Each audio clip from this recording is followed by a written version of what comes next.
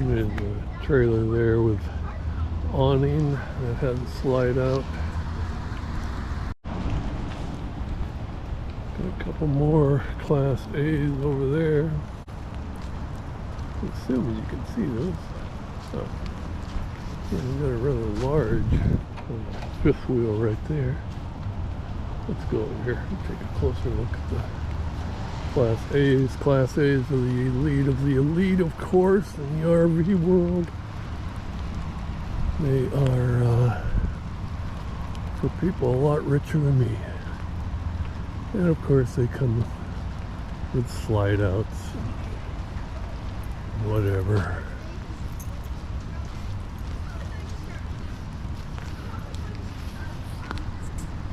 And one more travel trailer right there.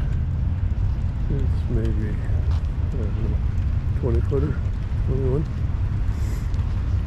With a slide out, of course. Right next to another Class A. Yep, there's something for everybody. Actually, there's several somethings for everybody, and that's the problem. What does one do? I'm super confused. What does one get?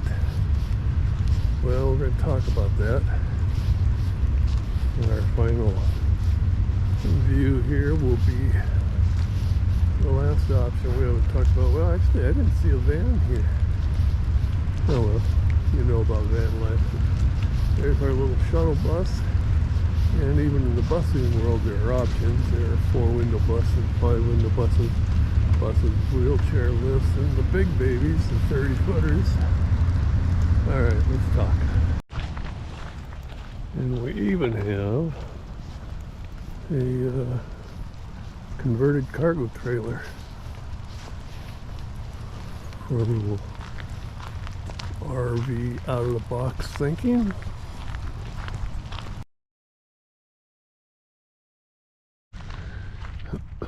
So the dilemma is real. I mean, Bev and I couldn't have been the only couple that had an incredibly hard time figuring out what to get.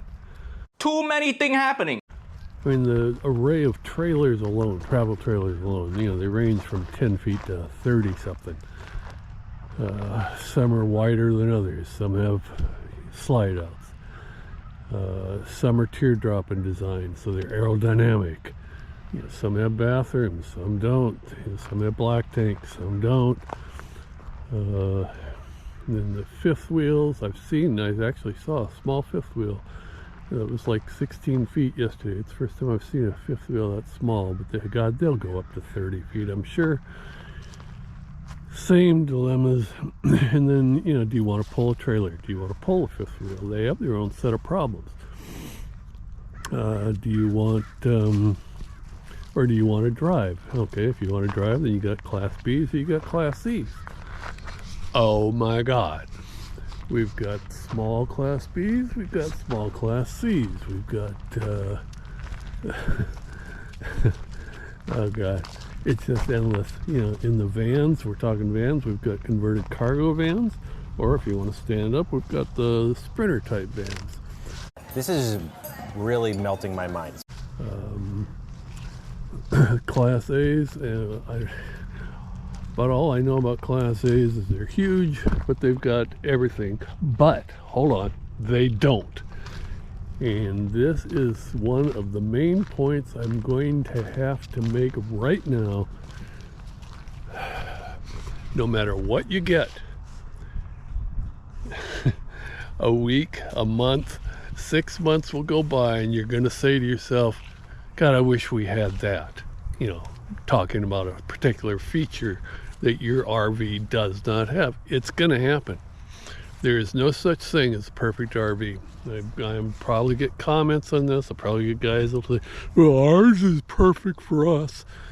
Yeah, I don't think so. I'll bet, I'd bet it all that you have sat in your chair at one time or another and you've said, God, I wish we would have gotten this, or God, I wish we had this feature. It happens to all of us. It does. So we're getting down to it. What say hi to Puddle Walker. What what do you do?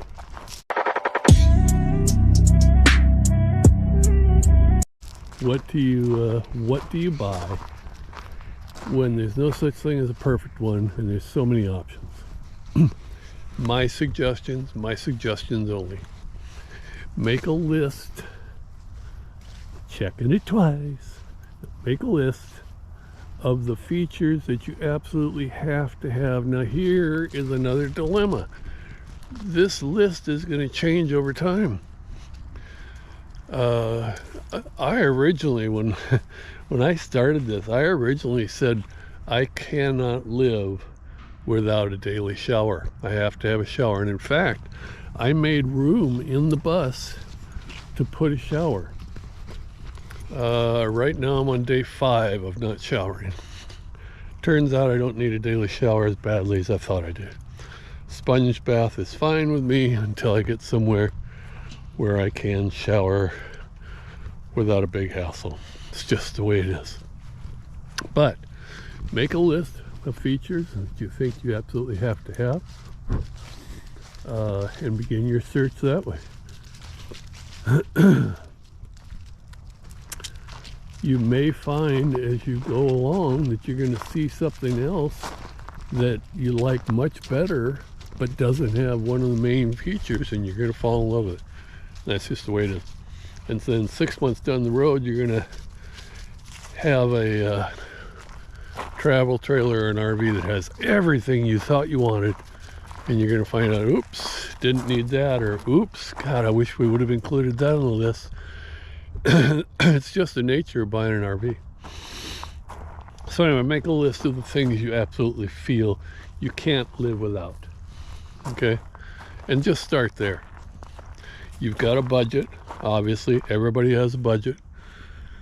So now that you've got a budget, you're shrinking your list of possible purchases, probably down by 2/3. You've got a fairly manageable list now.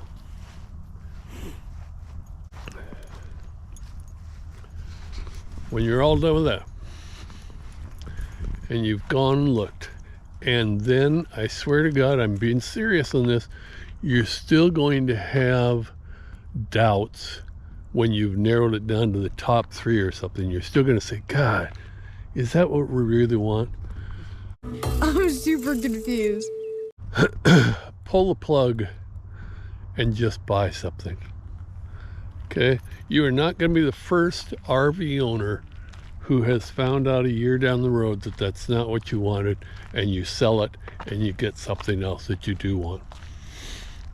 I'm in the process right now of debating whether I want to keep the shuttle bus,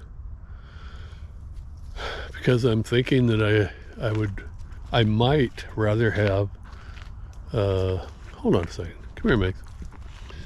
This has nothing to do with, I love the checkerboard of the farms. Can you see it across the way? Anyway, you're not going to be the first RV owner who has gone, a year into it and decided that's not what they wanted after all. And they've discovered that maybe they'd rather get something else, and then they sell what they've got and they get something else. That's just the nature of the game. You may want bigger, you may want smaller, you may want more maneuverable, you may not want to pull a trailer, you may decide you want to pull a trailer, whatever. But you're not going to know until you do it. And if you're holding off on RVing simply because, oh God, I love views. I love the views. Welcome to RV life. If you're holding off on RV life because you can't make up your mind, well, then maybe you shouldn't do it.